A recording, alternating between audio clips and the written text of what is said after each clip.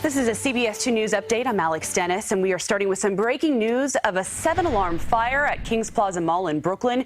We are told multiple cars are on fire on 2 floors of the parking garage. It started just before 9 a.m. The mall wasn't open yet, but plumes of smoke could be seen billowing out of the garage, even making it hard to see on the street. 17 people were injured. 15 of those are firefighters. None of the injuries considered life-threatening, but CBS2's Mark Liverman is at the mall in Mill Basin. Mark, firefighters now telling people who live in the area to keep their windows closed. That is what everybody in this area is being told to do because of the smoke, which is reaching far areas away from where the actual fire is. 15 firefighters injured, 2 other people injured as well, all of them non-life-threatening. Take a look at what this scene looks like right now. On both sides, you see firefighters everywhere, police on scene as well. They've got Flatbush Avenue closed off at Avenue U in both directions, completely closed off so they could fight this fire. You see there right in front of us as well, one of the many ladders that they are using to work to get this fire out. We're told it started because of some type of an explosion. Firefighters been here now for hours. Apparently this happened around 7 o'clock this morning. And just a couple minutes ago, we spoke to somebody who says he heard the explosions. He says he was inches away when it happened. Take a listen. I just heard a loud explosion, and I looked, and then after that, it's like you heard another explosion, and then after that, you just seen like a few minutes after you seen a whole bunch of smoke coming out. Then it had popped up, and I started recording and stuff because it was like crazy.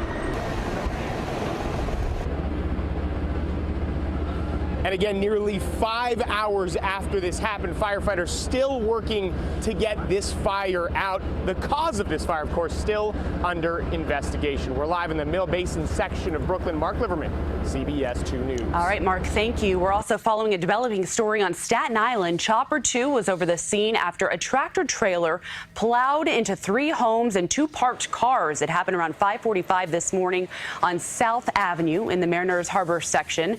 The truck driver suffered minor injuries and 4 homes have been evacuated. The Department of Buildings has been called to the scene to check on structural damage. Gas is also being turned off in the area so the truck can be safely removed. No word, though, on why that driver lost control. An MTA employee facing charges in the road rage murder of a city correction officer in Queens was arraigned this morning. Police escorted 30-year-old Gifford Hunter, an MTA bus maintenance worker, out of the 107th precinct Sunday afternoon. They say he fatally shot 27-year-old Jonathan Narain in Richmond Hill Friday morning as a result of road rage. Police say the strangers had 2 encounters that morning, including an argument, when police say Hunter then shot Narain in the head before speeding off on a motorcycle. Loved ones gathered at the intersection where Narain was found this weekend to say goodbye. He told me he was going to see me on Friday, and now I don't know what to say no more. I don't have no words. I have no words. John, I love you, bro. I'm always going to be here for you. Narain was on his way to work at the time of the shooting. He had been a correction officer since January of 2016, assigned to Rikers Island. Also today, a Pennsylvania man is set to be arraigned on murder charges in the brutal killing of 15-year-old Lissandro Jr. Guzman Feliz. The NYPD says it is the 14th arrest in the tragic case. 20-year-old Frederick Then of Reading turned himself into NYPD yesterday. He is accused in the deadly machete attack outside of a Bronx bodega that was back in June. America's oldest nuclear power plant, Oyster Creek in New Jersey, is shutting down today. The Lacey Township plant went online December 1st, 1969. Oyster Creek will be the 6th nuclear plant retired across the country in the last 5 years. Another 12, including Indian Point in Westchester County, are slated for decommissioning by 2025.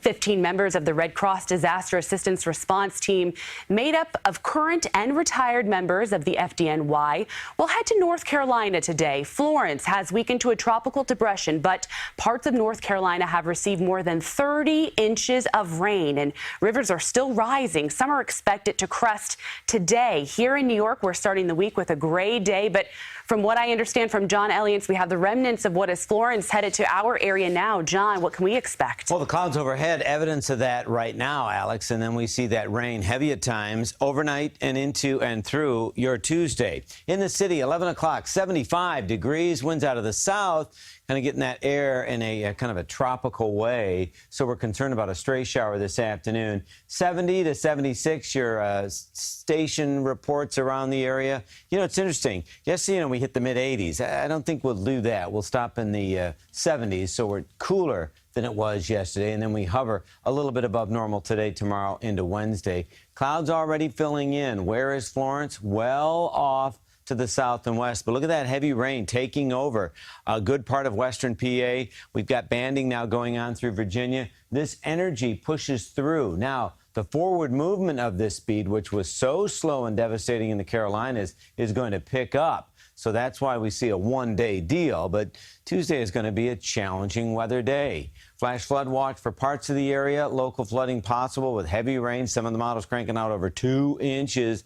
And then after that, we're going to see weather improve dramatically. And can you believe it, Alex? Fall rolls in this weekend.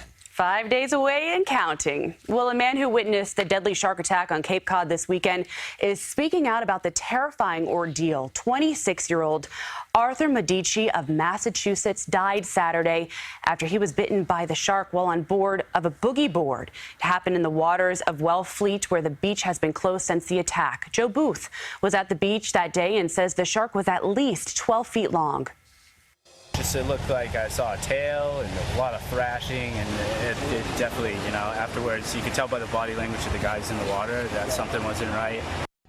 This was a second shark attack on Cape Cod this summer. Last month, just 4 miles away, a 61-year-old Scarsdale man survived a shark attack.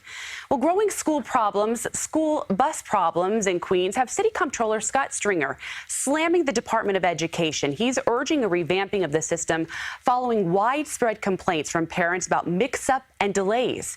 Here's more from CBS 2's Dave Carlin. Right now, my children will not get back on the bus. Maureen Cushing of Sunnyside, Queens, says her young son and daughter, whose faces she asked we not show, had a chaotic bus ride to school Tuesday. The bus driver for Grandpa's Bus Company, which is contracted by the Department of Education, got lost. They said they got there late, that the driver asked them directions, asked my son for directions, that he dropped them off a couple houses away from school, so they were all walking down the block to school. Her faith in the service grew shakier when she says on other days the morning bus was a no-show. Cushing says her kid's school bus failed to show up at the stop 3 times in a single week. I waited until after 8 and the bus did not show up, so essentially no bus came. It's supposed to come at 7:27. Contacted by phone, Grandpa's Bus Company spokesman Corey Muirhead told me we apologized. There were issues, meaning multiple bus no-shows, late arrivals, and mix-ups. He explained drivers are handling new, longer, more complex routes. And he said many of the problems are now fixed. Some fed-up Queens parents who signed this petition for an immediate solution succeeded in getting the attention of New York City Schools Chancellor Richard Carranza. I want to apologize to all of our families and our students. It's unacceptable, absolutely unacceptable. So we're reviewing every one of our contracts. He promises a review of routes, rules, and drivers. Cushing says she wants him to immediately stop using any bus company that can't get its act together. I think it's going to have to be a different company. I don't think I'll put my kids on a Grandpa bus. For now, it means she drives her kids to bypass the bus. In Sunnyside, Queens, Dave Carlin, CBS 2 News. Well, today, SpaceX says it will announce the name of the person who signed up to be the first private citizen to fly around the moon. Aboard the company's new launch vehicle, the announcement will be made at a news conference at 9 Eastern time tonight. But the company acknowledges the flight is still likely years away from actually happening. Well, if you are a dog lover, you will want to know about a new pop-up museum called Human's Best Friend, which has just opened in Manhattan. And you can bring your own dog for some playtime or adopt one of the rescue pups you meet at the museum. CBS 2's Cindy Hsu gives us a tour. Welcome to Dog Heaven, where pups can play and pose for lots of social media shots. Human's Best Friend is a huge playground for dogs. You can bring your own or hang with little guys like 3.5-month-old Marble, who comes from a kill shelter and is now up for adoption. This is amazing. This is a dog lover's dream. I was just blown away by all of the art and the installations, and the dogs are having a great day. The museum has 8 Technicolor rooms to explore, each with their own theme.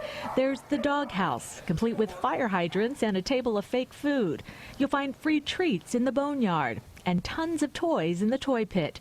Designers even created a rainbow bridge, part of the folklore in the dog community when a pet dies. When a dog passes away, it travels onto the rainbow bridge where it is free of all of its sickness or anything that was ailing it, and it waits for its human best friend to come join it, and then together they cross the rainbow bridge later in life. Human's Best Friend is partnering with 12 local rescue groups that will receive 10% of the proceeds from ticket sales and a big chance to get their dogs adopted. Come down, meet the dogs, talk to us. They also want to spread the word there are lots of ways to get involved with saving animals. To save a dog's life, you don't have to adopt.